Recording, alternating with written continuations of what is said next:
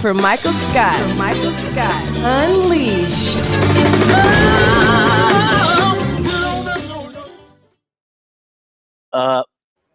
Good grief. Woo. I like that new song, man. That's hot. That's hot. Yeah. That was hot. Oh, you are already with us. Okay. Hey, Katie, what's the name of the guy who does the song again? The one we just heard? Dion. We about to go on tour with Earth, Wind, and Fire. That's right. Hey, welcome to another episode of Michael Scott Unleashed. I am Michael Scott, and I'm joined with Katie and Cam. And should let you know, Katie is doing this from home today. Had a rough night, huh? Yeah. Your grandmother. Yeah, but you know, I'm fortunate that technology I'm able to do the virtual world thingy. Well, I think we've all had concerns about parents and grandparents before, and we know that we got to be there for them because they were there for us. So I do appreciate that. Okay. Yesterday was Memorial Day. Yeah. A lot of important. It's fun watching the newscast because all the newscast covers the different Memorial Day celebrations nationwide and locally, and it's just good to see that people will remember. We were going to have for Memorial Day a local singer do a rendition of the Star Spangled Banner, which is just flawless, but she couldn't make it. And this to show you what I have to deal with as a producer. Okay, so I didn't have Katie. And then when I come in, I don't have the Star Spangled Banner. But as I'm coming in the building, I run into a brother who is heading to one of the offices on the bottom floor. And I didn't know Wounded Warrior was in the building. So I came upstairs. By the time I came upstairs, I turned right around and came back downstairs. And I said, hey, could I get one of your guys on talking about the Wounded Warrior program? Because I just lost my little tribute to Memorial Day. And they worked it out. So we're going to have somebody here from the Wounded Warrior Family Support Group. It's not the same as the Wounded Warrior program. It's a family support group that's centered here in Omaha, Nebraska. Yeah. In the news, we finally got a debt agreement, but keep in mind, Biden and McCarthy have agreed on it, that they've got something working here. However, they now need to sell it to both sides, their people. And I believe tomorrow that it is going to the House. So it should be interesting to see how the MAGA crowd deals with this, okay? One of them has already referred to this deal as a, quote, turd sandwich. All righty. That sounds great. So that sounds so appetizing. Well, one thing that's happened, Janet Yellen, who's the Treasury Secretary, has pushed back the due date from June 1st to June 5th. She says we can survive those other couple of days, but we have got to get this done before the end of the week. So that's what's going on. I know my dad was concerned about that. He's on, retirement, so he was worried about getting his top of the month payment. So, I'm on Social Security. Yeah, same idea. Okay. So, yeah. So, as I said to you, does that ease your woes at all a little bit? That they're working on getting that thing taken care of, or? Well, my check, I worked it out that it doesn't come in until mid-March, in the mid-month. Okay. So I was going, okay, I can get through the next 2 weeks without it, but they better get their stuff together here. And folks, it has to be done. There's no way around it. If it's not done, if we default, we are screwed, okay? Because not just screwed here, but screwed in the global markets, because global markets are looking at us and going, they can't get their house together with each other.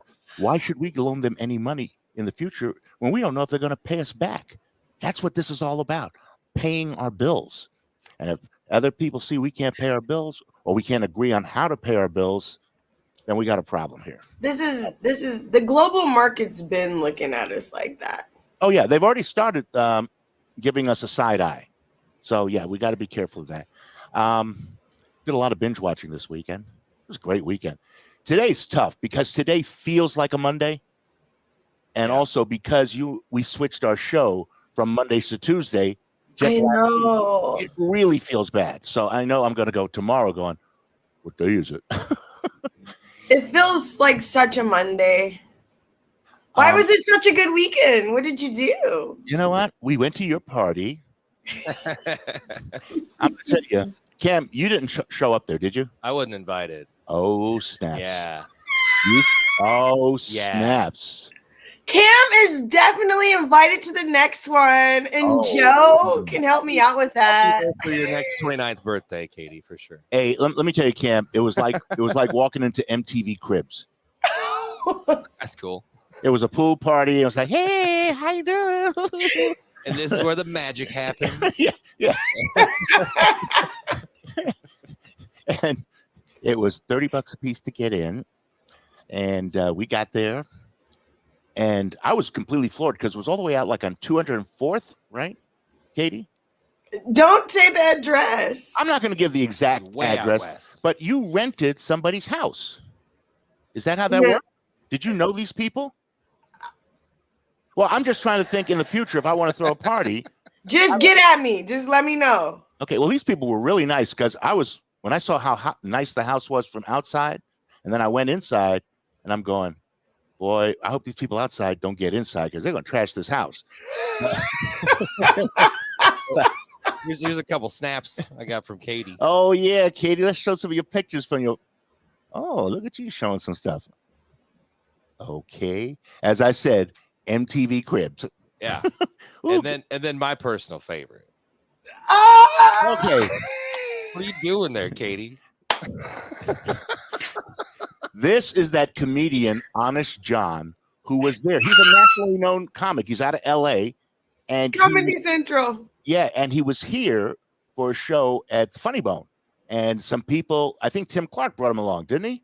He was in my way. So I'm like, excuse me. Yeah. You're not dancing on him or anything, right? That's not how I'm telling you, boy, that man will not forget his visit to Omaha at all. Let's just say you left an impression on him. That's funny. Okay, terrific. Thanks for coming out, Michael. Hey, I only stayed an hour, but that couple that threw the party was just so fun to talk to. And it was so funny. It wasn't until about 20 minutes of conversation. And they asked me, well, what do you do? Who are you again? And when I told him, the wife flipped out. She was going, I've been looking at you going, why do I know this guy? Why do I know this guy? Oh, I heard that. I heard you there for that? Okay, yeah. Oh, she just lost it. But real nice couple. Their house inside looked like a Husker museum. Yeah. What was it, Barbara and Keith? Yep. Okay. Is it okay to give their names? You just did. Yeah. So. And the thing, too, that scared me because they were like a Christian couple. And I'm going, and they're letting them use their house? Just like you got on the radio, I used the pool. Oh, it was a great pool. It was a great house. It was a great neighborhood. It's funny when church lady and I pulled up and we didn't see a lot of cars. And I went, oh, do you think the police were here and turned it out? Oh my God. Hey, wait a minute. There's a lot of Negroes here. What's going on? They couldn't see us. The fence was covering all the Negroes. Yeah, but they heard that hoochie music coming on, Chugga, chugga, chugga, chugga. Anyway. I had a fun time. It was a good party. How late did you go to midnight? Just about. The pool is heated and then the lights came on. So come on. How can you leave that? Heated pool, lights came on, and the freaks came out at night. Okay. What's your next segment, Michael? Moving on.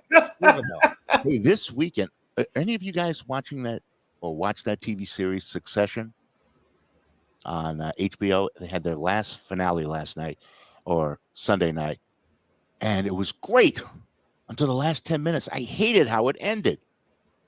Okay. Well, since nobody else here has seen that show, let's move on to the next thing. I hear good things, though. I mean, I'll throw that hat in the ring. I've heard good things. I heard things. I know things about it. Yeah. Doing your De Niro. Hey, I know things. Hey. You know who Wanda Sykes is, right? Yes. It was one of these things now. Church lady and I are like, looking for shows to watch because we've got like 5 streaming channels.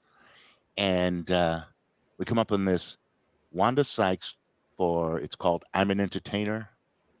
And we are on the floor cracking up. She is insane. We've got a trailer here. Let's take up the audio. There may be an obscenity, so beware. Roe v. Wade got overturned. Kanye's black ass wearing a White Lives Matter t-shirt. I think I'm gonna call this special, Here Comes Jesus. Black people were watching January 6th like, what in the Wakanda Forever is going on here? What? I mean, they were just climbing up the walls. It looked like a zombie herd. You know, like Giuliani bit all of them. They were just infected.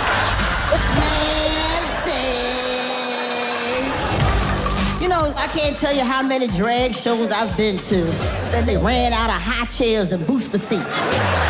You know what my kids asked me one time? They asked me if they could eat their breakfast before they go to bed so they could sleep in.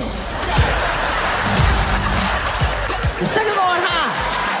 I want to go low. I want to have some fun.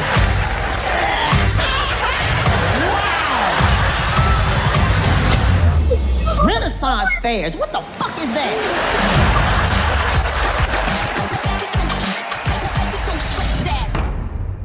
Oh, gosh. She is hilarious. She was talking about vaccinations, and one of her friends was like a real anti-vaxxer, and she looked at her friend and said, shut up, bitch. You put Splenda in your body. You don't know what's in a vaccine. You don't know what's in Splenda either. Oh, Splenda? Splenda. The sweetener, yes. Well, what is in that? There you go. What's in Splenda? You don't really know, but you still use it. Yeah, you see me use it when we go to breakfast. I use it. So I don't know. But yeah, if you get a chance, check out Wanda's site. Hilarious lady. What else I want to talk about? I guess that's it for the segment. Are we okay? Can we go to a break now? Sure. All right, terrific. Hey, we're going to have a guest. Is LC Das here? Yes, he is. Yes, he is. I'm looking at my green room, my couch over here, making sure they're all lined up, waiting to come in. I feel like LaGuardia Airport, and they're in holding pattern over here. But LC's in the building. Yes, LC's in the building. LC Das from the Jesuit Academy, and he's the athletic director, and he's going to be joining us in a minute or two, so you come back.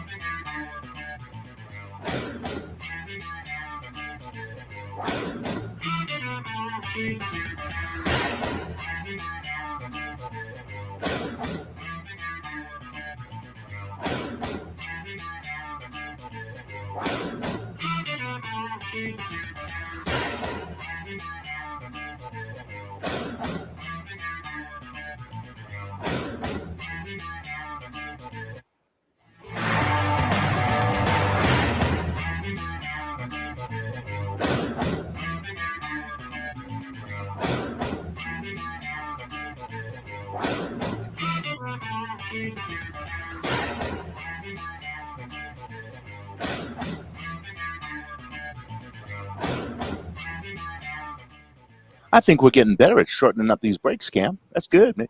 We're trying, folks. We're really trying. A lot of you have given us suggestions, and we appreciate that. Also, if you're watching the show and you want to get involved, send us a message. I think all that stuff came up on the screen during the break. Okay? Look at LC in the building. He's from the Jesuit Academy, athletic director. You've been on TV before? Okay, good. I don't want to deal with no virgins here. Terrific. Hey, Katie. Put your mic down, LC. I said, okay. And then Katie didn't come in this morning. So I was going, okay, Katie, you're going to have to help me out with this remote, okay? Because I grew up with Jesuits. So I know the benefit of a good Jesuit education. Tell me a little bit about the academy, first of all. So, Jesuit Academy is a private school Mhm. in North Omaha. It's 18 spread across the nation. Um, so our specific school, I'm sorry, is located off of 22nd and Lake. Mhm.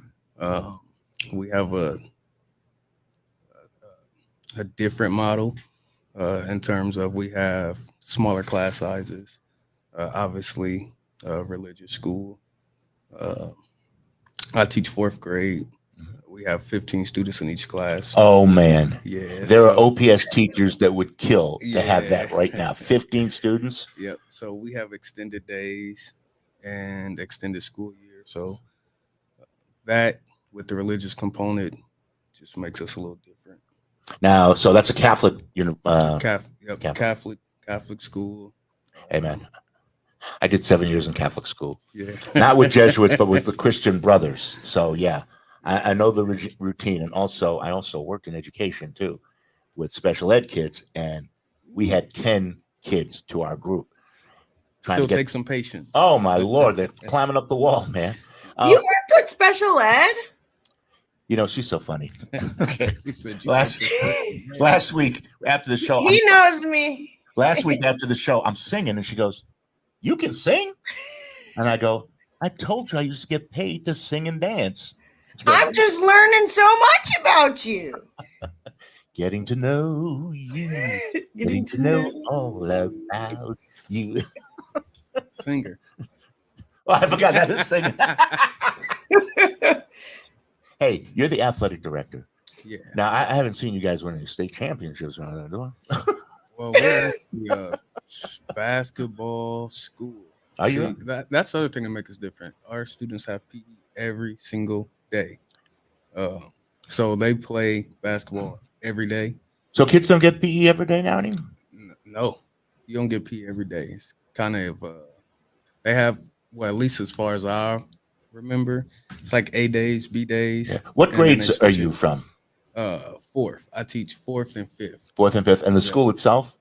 Fourth through eighth. Fourth through eighth. Yeah, Okay. fourth through eighth. So we prefer them to come in at fourth grade and stay all the way through eighth. But we have a grad support team that follows them all the way to their workplace. So they monitor, follow them through high school. And they graduate from your academy, right? Yep, they graduate. 90% of them end up going to Creighton Prep or around 90%? Wow. Yeah. That's really good. Yeah, 90% end up going to Creighton Prep or. Oh, look, there's their end of the year celebration, or what's that? That's our. We have a. Oh, that's Carter. That's my godson. Yep, Carter's actually in my class. This is our Man for Others award ceremony where we acknowledge them for having like perfect attendance, first honors, second honors, which is GPA from 3.0 to 3.5. Now I'm looking at the pictures. Is it the student body diverse? Yes, is very diverse. Because you say North Omaha, and everyone's thinking predominantly underserved, underprivileged, yeah, African American students, but with that being said, it's pretty diverse. Many parents, I think they are attracted to the religious component, but I think also that basketball prestige has something to do with it. Well, Sacred Heart's kind of under that same. I belong to Sacred Heart Church. Oh, okay. And right across the street is the school. Yep. And the church is predominantly white, but the school is predominantly black because parents want their kids to have a good Christian education and they like that discipline. Yep. Their sports team, I don't know if they have as many students. What, Sacred Heart? Yeah. I don't know. I don't even follow. Because they were wanting to kind of do some things together, but with so many of our students playing, I think we have 75 students. I think 68 of them play on the basketball team. So, that is so cool. What are the other kids doing? What are they? Are they into art or?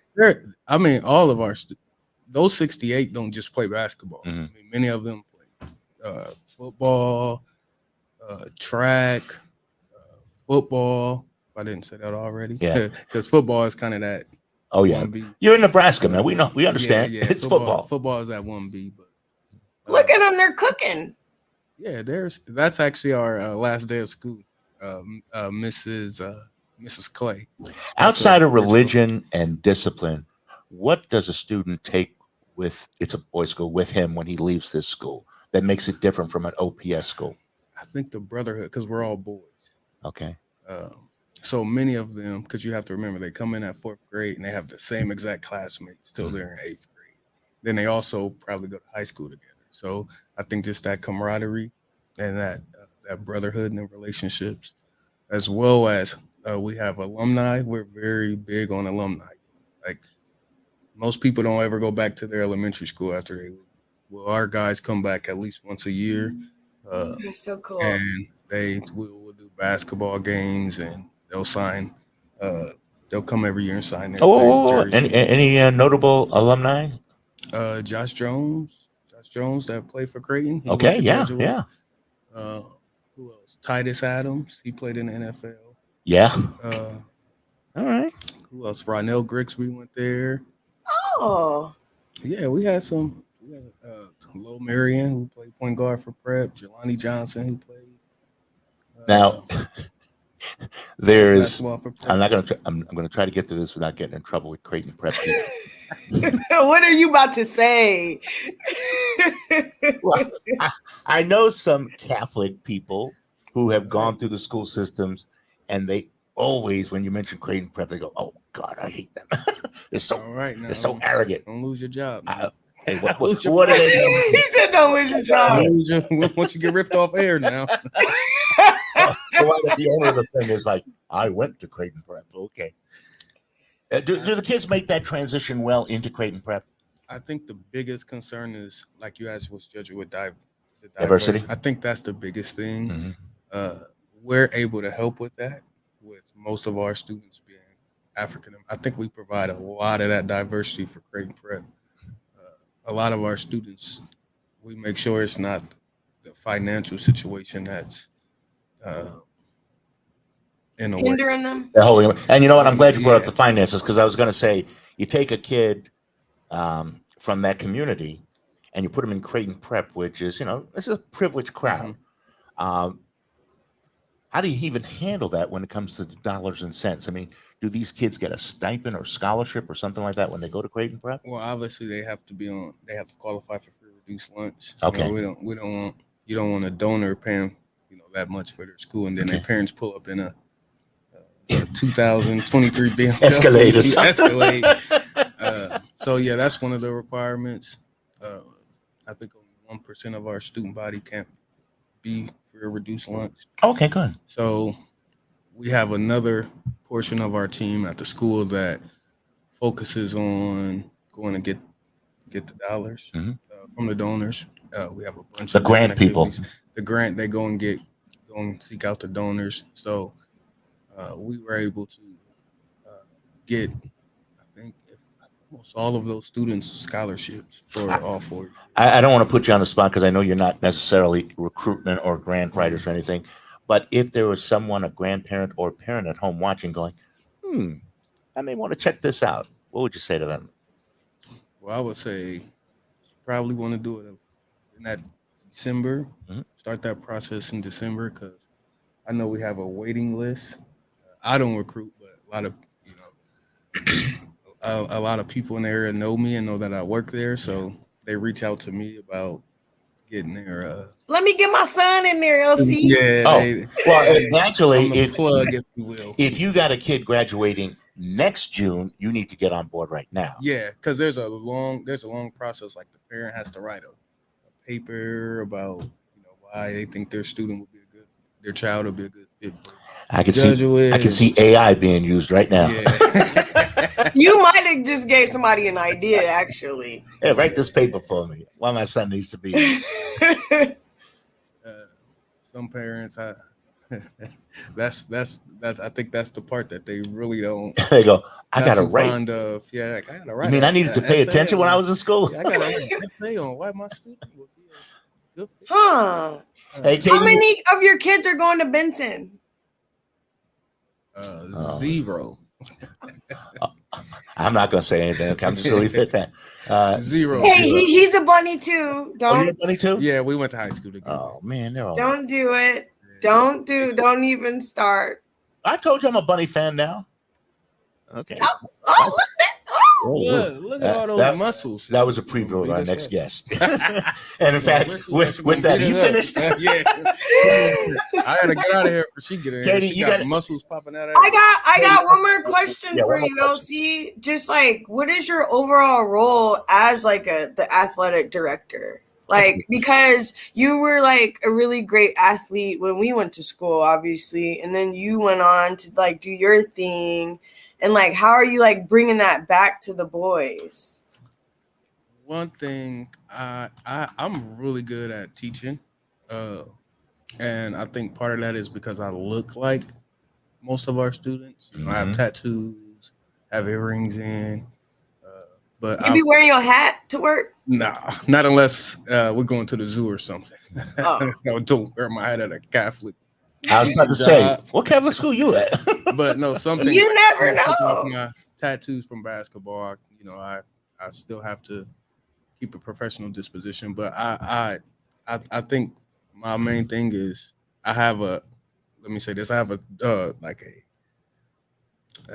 bunch of my clippings and my posters and stuff from NBA players on my back wall, so they know I'm Word of shit. they know I'm a Wait a minute. You know what? So, did you play college sports? I played Division I at Eastern Illinois. What, football or basketball? Basketball. I actually went to school with Jimmy Garoppolo. Whoa! Yeah, me and him was at Jimmy school Porn at the Star. same time. Oh, Wait. unlimited. He got the unlimited porn subscription for free. But We'll tell you about that later, Katie. Yeah, I'm confused a little bit. well, he got it. He got Jimmy Garoppolo is a quarterback with San Francisco. He is drop dead gorgeous. As another man, he's a good looking man. And a few years ago, he dated a porn star. Oh, talking about. Oh, yeah. I thought you were talking about the new porn thing. Oh, he got a new porn thing going on? what's the new porn thing? Talking about this on it. No, but he This ain't commercial TV. Oh, okay, I was Do gonna say tell. so he got traded to the Oakland Raiders. Oakland Raiders. And Las Vegas. Right? Vegas Las Raiders. Vegas Yeah. Raiders. I'm sorry. And he had was it the owners?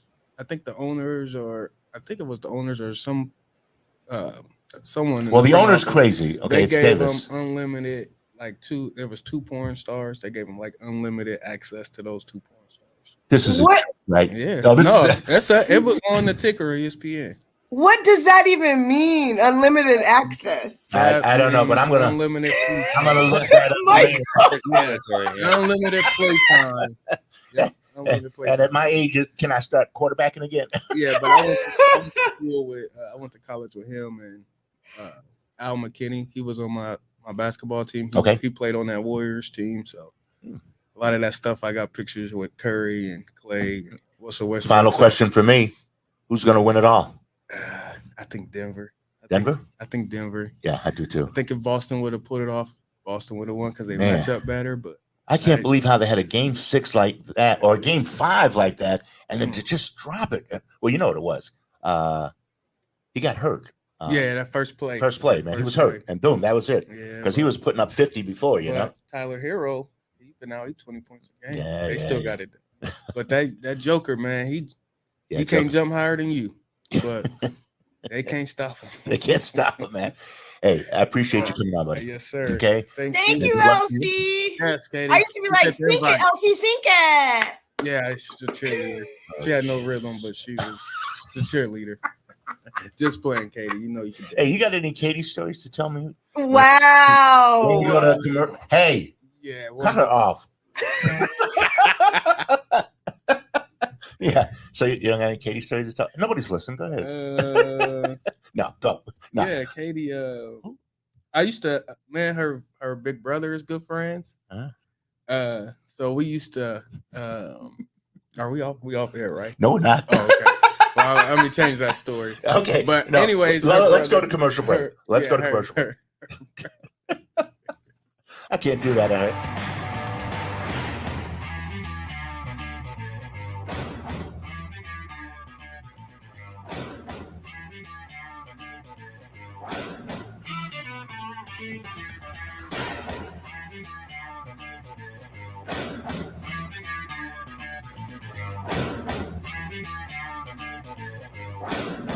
Hi, everybody. Michael Scott here. And with me is one of our new sponsors, John Turner. I call him the king of cracklins. He is selling cracklins, pork rinds for those of you uninitiated. Tell us about it. Well, it's an excellent little product. People really like them. They do a nice job in the production of them, and the price is competitive, and it goes great with your favorite beverage. John, your favorite beverage. help me out here, though.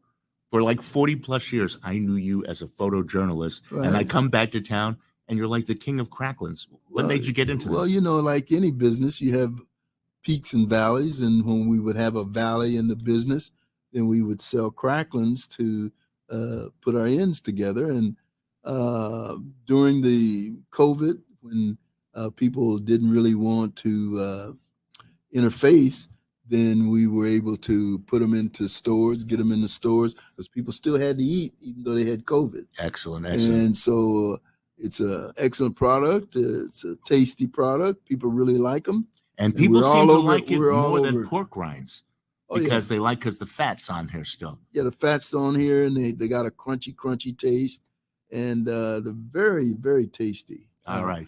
Hey, it's called Cracklins. It's in your local stores. Right.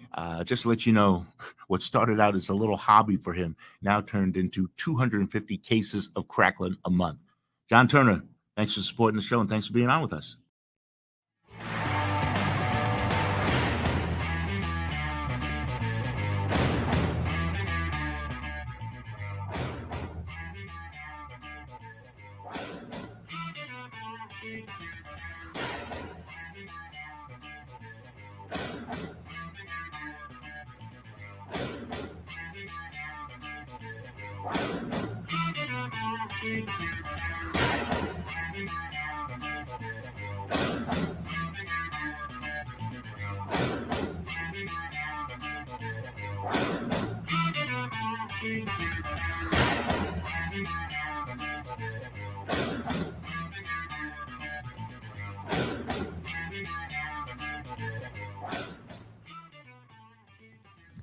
Hey, welcome back. So we come out of eating cracklins to talk to a woman who has turned her life around when it comes to health.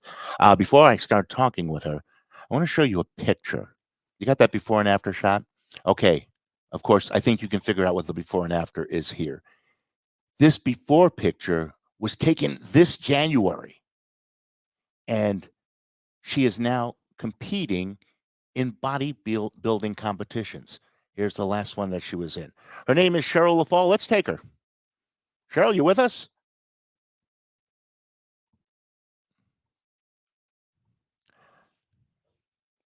Oh, Cherylle. Oh. I just sent her a text. There she is. There she is. Oh, that's Cam. That's us. That's Cam and us, yeah. That is not Cheryl. That is Cam. No, she said This is me last January. When you say last January, do you mean like this 4 months ago? 4 months ago. Really? Well, while we have a little bit of time, what did Elsie just tell you? Oh, she said, I'm here. Hold on. I lost the screen. Hold on. So she's trying to bring it back up. I think she can hear us, but she can't get the screen back up. Yeah. You know what? Someone asked me this weekend, how'd you get this story? And I don't know how I found out about Cherylle. And I think it may have been because she works for Charles Drew, and I do a lot of work with Charles Drew. I'm also a client. But someone told me about this lady, and they showed me a picture, and they said, she just started. I'm going, no way.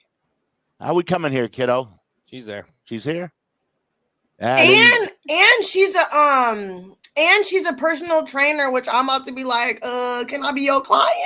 Oh, I didn't know you were a personal trainer too. Hey, first of all, ladies and gentlemen, Cherylle Leffall has joined us. How are you, Cherylle? Good. Everybody is amazed by your story. It was just this January past in that picture, right? So the initial picture is from October. However, I started training in January. Well, I started training in October. However, intense training, Like intensely. Intense training was January when I had my coach was on board in January. 5 months, girl. Yes. That's Yes. incredible. That's incredible. Wow. Katie may remember before we even started this show, I was trying to get a trainer who would work with me, and we would. You did say that. We would note my progress through the season, and take some shots. Is there something popping up on the screen here? There we go. Okay. You got your girl. Yeah, so you are training people now. I am not training yet. I will. I sit for my certification next month. So after maybe August, I'll start taking on clients. However, in the interim, my coach is an awesome trainer. She does not only train bodybuilders. Lena Gines is my coach. She personal trains. She's amazing at what she does. As you can see, she's assisted with my transformation. So Lena Gines is my coach, and she's also a personal trainer. So for the interim, she has you. Me and Michael are your first client. Yeah. Yes. Period. And Cam, are you joining us? I'm good. I'm healthy. I saw my muscles earlier. Right? He was just showing us his muscles. He didn't respond quickly because he had to put his beer down. Okay, let's get back to your story here. You're 35 years old. Yes. You're a single mom of 2? Yes. She's a Gemini too. I am May 23rd. Oh gosh. Are we finished? I found out this year that my birthday was May 1st, but hers is on the 28th. And I think we mentioned her birthday more than my birthday. Okay. Her birthday is the whole month. She's one of those people. It's my birthday month. No, I said my birthday week. It kind of was bleeding into the month, so I don't know about that. We were talking about your birthday, and mine wasn't even over yet. Okay, so single mom. What made you were working out prior to that? What made you decide to get into bodybuilding? So it's always been a thought. Let's show some pictures. Go ahead. Yeah, it's always been a thought. However, I had a cousin who competed last September in her first show, and kind of same situation, single mom. And I'm like, if she can do it, I can definitely do it. So October 1st of last year, I committed to training. And then January 1st of this year, committed to training with my coach. And that's how it got started. I'm a former athlete, so okay, here we go. You know how to do the discipline part. Yes. So the discipline part was there. Just working out on my own. I wanted another challenge just because it was like, okay, I'm working out. I'm just working out. I just wanted another challenge. So bodybuilding was it. So it's always been a thought, but after seeing my cousin compete, and then also Lena Gines, my coach, is a pro bodybuilder. Just seeing her, her story. She has 5 kids. She looks amazing. I'm like, if they can do it, I can most definitely do it too. Wow. We have on the screen right now, I gather those are your 2 kids? Yes, Jordan and Lauren. Jordan is the oldest one, and Lauren is the little one. What do they think about mom being just a stud mom? So my oldest is, she's that preteen age to where it's like, it doesn't really matter. If it's not about her, it doesn't matter. Okay. Yeah. So my little one, she'll probably be a teen bodybuilder. Just because she was really intrigued, at the shows, just kind of like, mommy, you really did this. My oldest too, she's supportive, but it's that preteen stage, like, okay, is this over yet?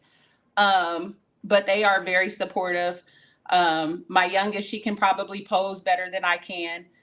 She can walk in heels better than I can. So they are very supportive. As far as like, my meal prep, they would be like, Mom, you can't eat that. when I would, try to sneak an Oreo, they're like, Mom, you can't eat that. So they're very supportive. You had to make an actual lifestyle change. You mentioned an Oreo right now. That's forbidden food. Yes. So you do treat yourself. So I'm not going to say during my prep, I didn't have an Oreo or two. But it's like very, very seldomly. It is a lifestyle change. It's not an overnight process either. Well, you kind of throw that story in the water here. Yes, it is an overnight change with you. Well, it's an overnight change as far as the transformation, but for it to be like full circle, it definitely took time. There's no magic pill, because a lot of people ask me, what did you do? Like trying to hint at, was there surgery, or did I take, like performance enhancing drugs? The federations that I compete in, they are natural, which means no performance enhancement drugs. So the only supplements I take are protein, fish oil, multivitamin, Glutacor, things that help me pump, but no performance enhancing drugs. So, I was telling Katie and the rest of our audience last week, I was trying to find a guy named Ruben Martinez, because back in the mid 90s, he was my trainer and he was a bodybuilder. And Ruben used to say, Michael, you have the physiology, but you eat like shit. And Ruben actually talked me into emceeing one of your bodybuilding events. And it was so funny because I got there early when I get to these things, and I met a lot of people. And when I met them, they were white. And I said that when I got to the podium, I said, you know what? There were a lot of more white people up here when I showed up early, and now everybody's all bronze. They're darker than I am, So yeah, there is that process of spray tans. Fortunately, I mean, I did have a tan, but I didn't have to do the extreme. So, it wasn't a huge difference as far as myself, but I did have to apply tan. But yeah, that's competition life. Now, you said you were an athlete in the past. What were we talking? Track? What? Volleyball and basketball. I was actually a collegiate athlete. I played 2 years of college volleyball. I am familiar with LC Doss. He was a year behind me. I graduated 2006. He 2007. Wait, you went to Benson too? I did not go to Benson. I am Center High Eagle. Whoa, my Eagles fly. All right. Katie don't want to hear that. She got off. So yeah, basketball, volleyball. Thinking about back to your past as an athlete, were you in as good shape as you are now? Absolutely not. So just something to kind of share. I'm probably smaller now than I was in high school. I probably don't recall ever being this size. I went from a size 16 to now a size 8. I don't ever recall, maybe junior high, being the same size, but I most definitely was not in the current shape that I am in now, that I was in high school or even college. Because you were sporting that 6-pack here. It almost looks like an 8-pack. Not quite yet. There's still some work to be done. That's our starting point. But hopefully come October, be a whole nother transformation. Now, what were you doing up to last week at Charles Drew? You're still there, but what were you doing? What was your title over there? So I am still at Charles Drew. I am the Omaha Healthy Start Program Manager. There you go. Yes. So there you go. Healthy Start. Any expecting moms or moms with children under 17 months, give us a call, 402-455-2229. Oh, she knows. She's already started to self-promote. Look at this. You are such an inspiration. I mean, I'm double your age plus, okay? And I look at that and I'm going, I got to get myself into a program. I got to get back to being the God I used to be. Yeah, and you can do it. You're never too old, and that was kind of my goal, is to be that inspiration. Just like I had, I mentioned my cousin who is also a competitor, single mom, works in corporate America. She does her thing. So I'm like, if I can do it, or if she can do it, I can do it. And I just want people to be that inspiration for people. Like, I have a crazy busy life, but I still make time for my health, Because I just think that if I'm not good, I can't be good for my girls. So I do make my health a priority. So you're not too old. Even if you're, you don't have to be a competitor. It's just, living that healthy lifestyle. All right. Well, thank you very much, young lady. If you're not too old. You're not too old. You're not too old. Hey, you've been in 2 competitions so far. Yes. How'd you do in the last one? So 4th place in this last one, which I can live with it. I hope so. You've only been in it for a few months. I hope so. Yeah, so it's only up. We really didn't have a starting point just because the process. I had to lose weight and build muscle. So that's not easy in a short amount of time because my goal was to be on stage May 20th. So, I think my coach initially was kind of like, oh my gosh, but she's like, no, let's get it done. We got it done. Now we have kind of a baseline because we didn't know what category I would fall in. And right now it's still up in the air between wellness and bikini, but we're going to train. So I'm ready for either or. How tall are you? I am 5'10". Oh, you're tall. Okay. Yes. That's why you played volleyball. Yep. Middle blocker. Middle blocker. All right, folks. Be inspired. We're talking to Cherylle Leffall, a new person to the bodybuilding scene, and she's taking it by storm. Thank you for joining us. And listen, keep us posted. You have all of our contact information. If you go into another competition, just let us know how you do with it, okay? Absolutely. Thank you all for having me. I shall. Take care. I want to share a story.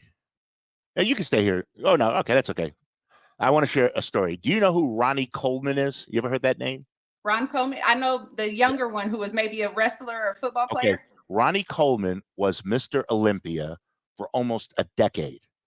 He was in Texas, Dallas, Texas. I was working in Dallas, Texas, and I would do the morning show, and then I would go at noon to work out at the Gold's Gym. And one day I go in there, and it's Ronnie. Ronnie is huge, okay? He makes Schwarzenegger look like a punk. Ronnie is huge. And I come in there, and Ronnie's sitting there with a bunch of his buddies, and they're all buffed, and they're working out.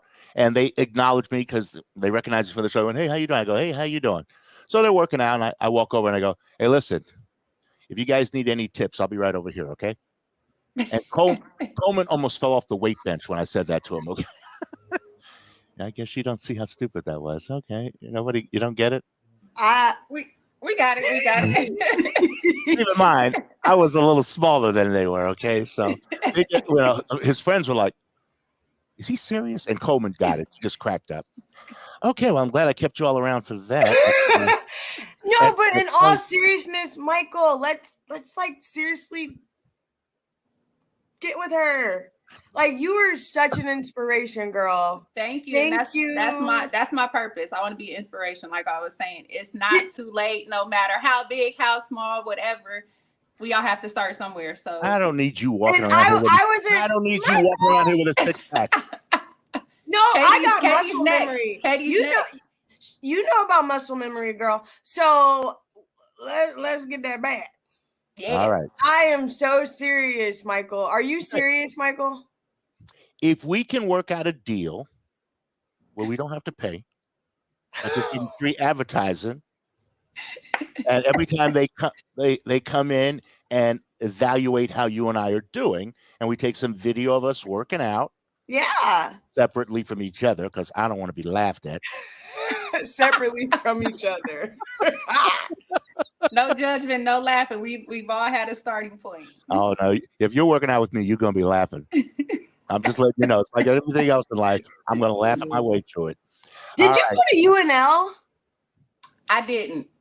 No. Okay, so I definitely know you from Central. Then just cheering against you. Okay, you want to take this out in the alley here?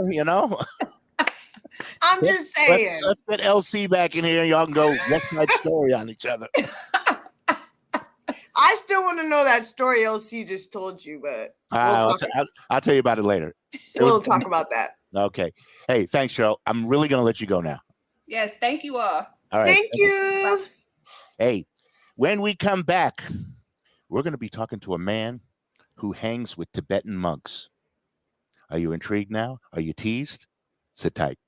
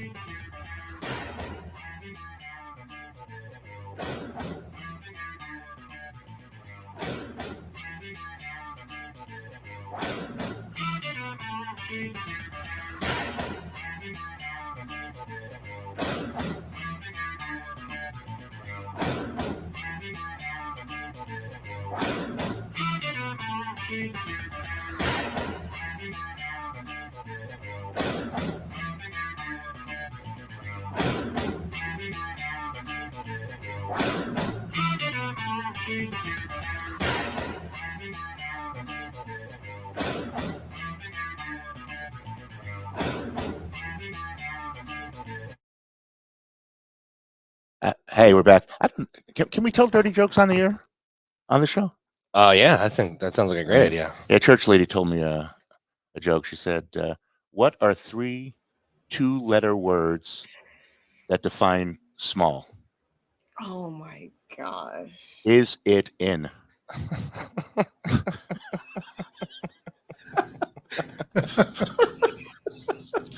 She's probably going, "I can't believe he told that joke."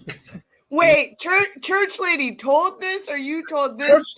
Church lady called me up on the phone as she's leaving lunch with her girlfriends to tell me this joke. I got a joke for you. I said, "Calm down. I'll see you in about an hour." No, you got to know now. Is it in? That's good. Hey, with us is Joe Benson, urban farmer from the Big Muddy Farm, and I got to meet you at Katie's party. No pictures of him having you dancing on him or anything like that? I was being modest. Well, I walked in, and he's like one of the first people I see. I'm going, okay, there's a white guy here. Good. That's good. So maybe that's why. Yeah, that's good. And maybe that's why the police haven't shut it down yet. But all because Joe is there. Yeah. And I actually worked with you at 101.3. Yeah. Did you come on? No, I was an engineer. I was just helping out. Oh, okay. Okay. Did you do my show? Buttons. I believe maybe once. The morning show. Yeah. You got up early for that. Yeah. Okay. Well, cool. So you feel my pain then? I do. I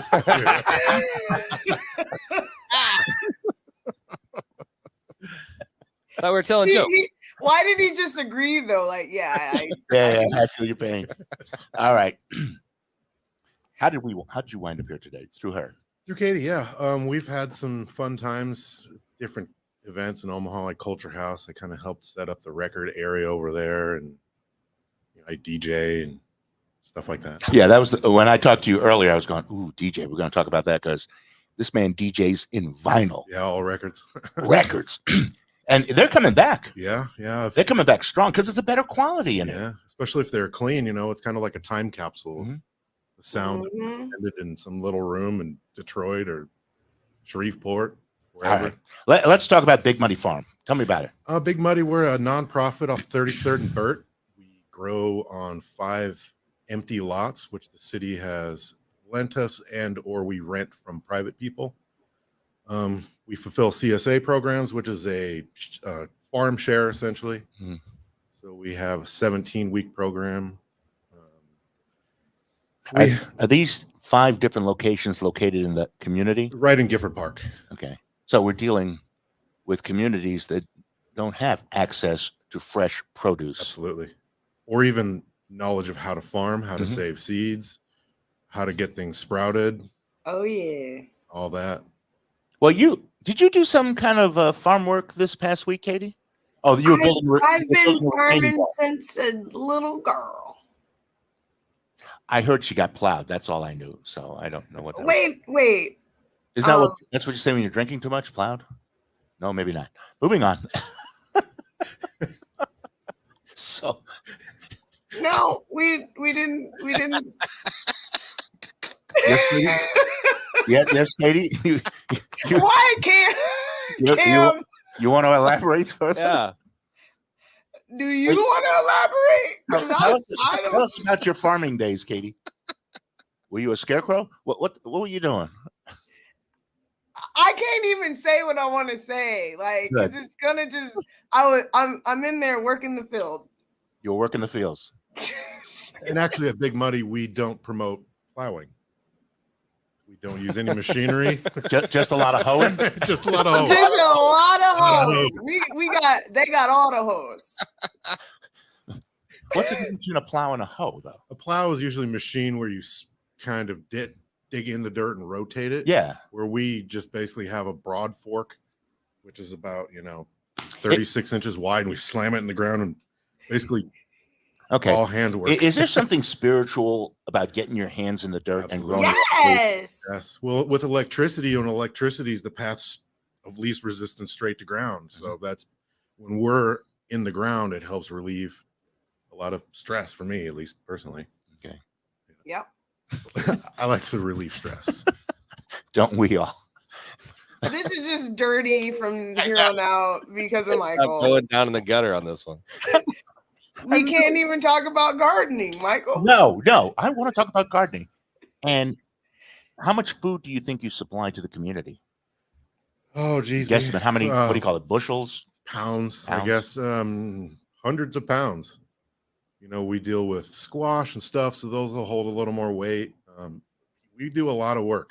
Now, do you do any of these like on 24th Street? I'm driving up. I always see like roadside people with trucks bringing out baskets of watermelon and stuff. Do you guys do that too? Yeah, well, we're going to be at the Gifford Park Market this year. So the first of the month is going to be our first market. If anybody wants to come out. Oh, that is so cool. Oh, do you invite outwards guests like the like Omaha's farmers market does and stuff, or is it just like your organization? Well, we just link up with different groups who have space essentially, and we just bring our stuff and sell it. Did I answer your question, Katie? I was asking for myself because well, I'm gonna have some extra produce. I see. Are you growing stuff too? Yes. At your grandmother's? And on land, like we have land. I wasn't joking when I said I've been doing this since I was a kid. She's a wealthy Black person, so they have land. Katie has a rich history of farming in her family. Rich is the operative word. Yes, rich. I like how she had to define it as land, like not growing hydroponic vegetables. It's all in the ground, man. There's no water thing going on. Right. Katie, we don't have water here anymore. So you have a family farm, Katie? No. But you have some land to grow on. Isn't that called a farm? One might call it a farm. Is it just like you know what? I want to look up what it takes to be a farm. Probably a farmer. I think I call myself an urban it's funny. Gotta have one hoe. Urban farmer. For sure. And one hoe, yeah, of course. Well, and actually I got a few hoes. And I'll bet different you area codes or no, just 402 right now. It's funny because I'm watching Cam's head over the monitor, just jumping up and down, laughing over there. So, okay. No, but in all seriousness, another thing we talk about at Big Muddy is land ownership, and that's basically a thing. I don't own land.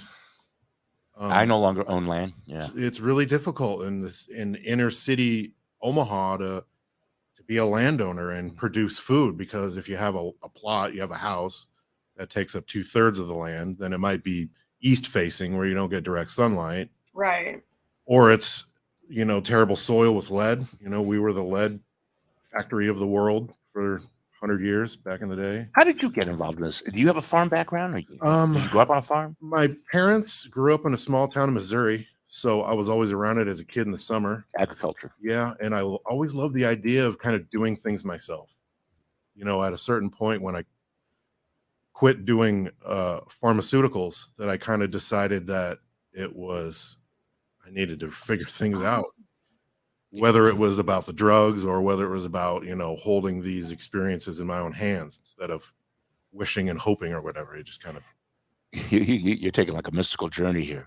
I have. Which takes me to the next thing, because Katie said to me that a bunch of Tibetan monks showed up in your life. Yeah. So I had a DIY music venue that I operated for about 6 years, maybe a little less. What is a DIY? DIY, do it yourself. Oh, it was basically illegal. It was on 24th and Leavenworth, so that was a good area to kind of get away with things. So, and in an artist form, it's sometimes easier to ask for forgiveness than permission. As a 20-something-year-old, I didn't know how to get occupancy, or I did have insurance. I had $1 million insurance policy, but so that closed down, and I met a good friend that owns the Ohm Center downtown, Mm-hmm. and she has been bringing them to Omaha since 1989. Is this Sandy? Yes, Sandy Quillick. Sandy Quillick, yeah. Yeah, Okay. I've been to her center. Yeah. Oh yeah. So she's just like, Cool. I have a job for you. Had me call the guy, and I've done that 2.5 years. Slept in 40 states. Had a lot of fun stories about me being my own little thing, going off and riding my bicycle and Vermilion and So what were the Tibetan monks doing here, though? monk stuff. They don't work, so Were they dressed in their monk outfits? absolutely. Okay. Yeah, they have 2 pairs of robes, 2 sets of clothes. They don't really have much. I mean, in the modern world, we have phones, and they I thought have, you said toilet paper at first. Is that what you were I starting was to going to say television. They might have had that. They So don't- monks are nomads. That's why they got the robes. Yeah. Yeah. Monks are nomads. Nomadic. There's a big Tibetan culture that is nomadic. They may not. I be didn't know that. Didn't Yeah. you ever watch the TV show Kung Fu? He was a Shaolin monk traveling in the West. Oh, I don't want to beat you up.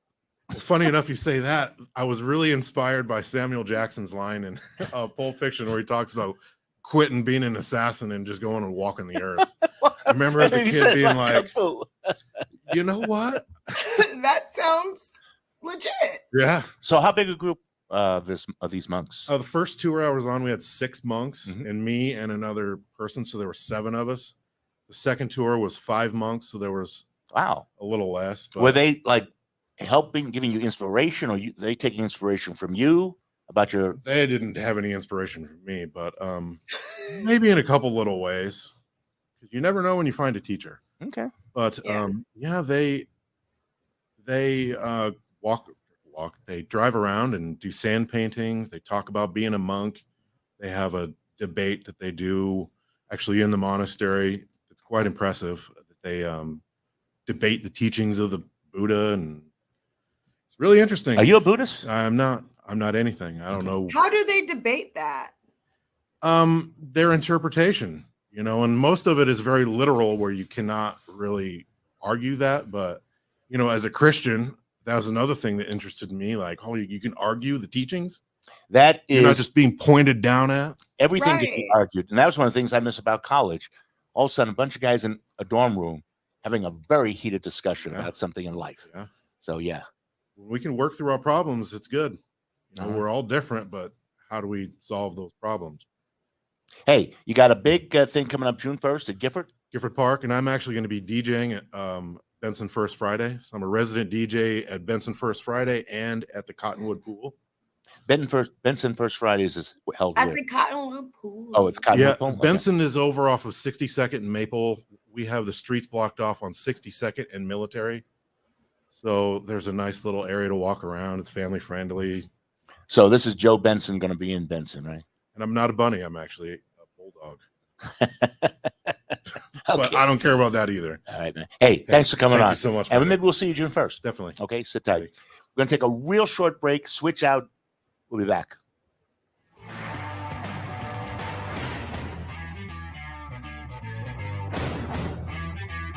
Hey, who's next? A farm is defined as an area of land over 10 acres. Okay, I gotta talk about that because that's why I'm an urban farmer, because it's not 10 acres at all.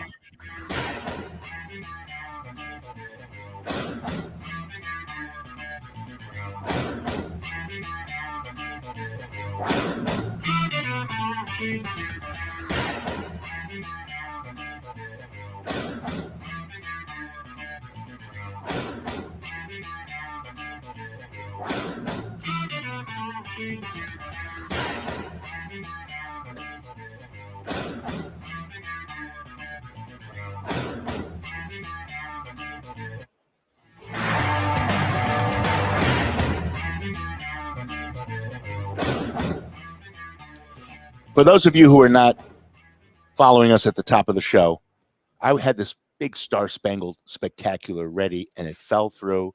I'm walking in the building and I see a guy heading down the hallway and he said he was going to Wounded Warrior. I said, I didn't know they were down here. By the time I got upstairs, I turned right around and came back down and said, let me find these people from Wounded Warrior. Hey, with me is Dustin Pearson. Do you go by your last name or your middle name? Zion Pearson. Zion But Pearson. Dustin's fine. Okay, I'm sorry. It's all good. Hey, he is the program support, and this is different from the Wounded Warrior Project. This is the Wounded Warrior Family Support. Is this Correct. based in Omaha? We are based here in Omaha. Coming out of this Memorial Day weekend, what goes through your head? Well, there's a lot that goes through our heads. Our main mission is to support those that are still alive, Mhm. but for all those that have fallen before this time And their I mean, families. yeah, and their families. I think a lot of us focus on the veteran themselves, but we have to remember that there's family. I mean, there's daughters, sons, moms, dads of those fallen soldiers that had to live with that for the rest of their lives and deal with those emotions. And those are some of the aspects where we help people deal with those traumas. I know after the Vietnam era, a lot of veterans felt shunned by the community back home because of the role they played or that was perceived that we played in Vietnam. What kind of attitude are you getting from veterans and their families now? Do they feel appreciated now? Very much so. I think that attitude has dynamically changed. Because of groups like yours. There was never a Wounded Warrior back in the Vietnam era. There wasn't at the time. Yeah. I mean, there's a lot of new nonprofit. I shouldn't say new, but nonprofits that have been around now for decades that are out there to help support this community. But also just the mindset in general has changed dynamically. I mean, you can't go to a sport event that you don't honor veterans in some way or shape or form. Whether they stand up. I watched the basketball recognized game last night. Yep. And so, I mean, it's a completely different culture. So our veterans these days are well respected. I think 9/11 had a lot to do with that. It brought us all closer, and when we then started sending people over there, we figured we needed to embrace them. Yeah, it's sad to see at times how divided our nation is, and that it takes something horrible like that to bring our nation together and go, okay, we're one nation again. What kind of things does your organization do for the family and veteran? Well, we have 4 main programs that we have. Our Caregiver and Veteran Respite Program, which is designed for temporary needs. For instance, you're the veteran's caregiver, and you get cancer. Who's there to help you? Who's preparing those meals? Who's helping your veteran who's maybe missing both legs and an arm? Who's helping him while you're dealing with your medical situation? Those are the situations that we kind of fall into in that aspect with the respite program. Our by far most popular program is our family retreats. We send veterans and their families as a unit down to Orlando, Florida. Oh, nice. They visit Legoland and Universal Resorts down there. Not Disney? Not Disney, but... You better get to it. They're going to leave soon. But many of our families will, while they're there, say, oh, well, we're already here. We're in Orlando. Let's go to a day over there. Yeah. So, I mean, we have some flexibility. We take care of the Orlando and Legoland passes. If it's their option, if they want to go do more stuff while they're there. Right. By far, our most popular retreat program right now is during COVID, we started a program called Staycations. And that way, basically, we send them some funds. They go into their own community, spend that money, do what they want to do, and they can kind of customize it to their needs. And that became really popular because we have a lot of veterans that deal with PTSD and other emotional issues, large crowds, traveling a day or more, airports and all that kind of stuff. That's really stressful for some families. And so they were looking for something a little bit more low key. That program's so popular that we've already fulfilled our whole year. And we're only in May. So, but the other 2 programs that we have is we have a welding training program for veterans. A welding training. Yep. And we partner with UAW Ford and send them up to Michigan, and they get trained and certified, and then they can go find a job anywhere in the nation. And welding jobs will take you to 6 figures easy. Oh yeah. We got a couple guys that went through the course, and they're welding up in Alaska. One doing underwater welding. I mean, just incredible stuff. So, what is he, a former SEAL or something? I don't know. I like being in the water. Okay. Yep. But then our other really kind of impactful program is what we call Mobility is Freedom. And what this is it's custom modified mobility vehicles that are modified for severely disabled veterans, guys that are missing legs, arms.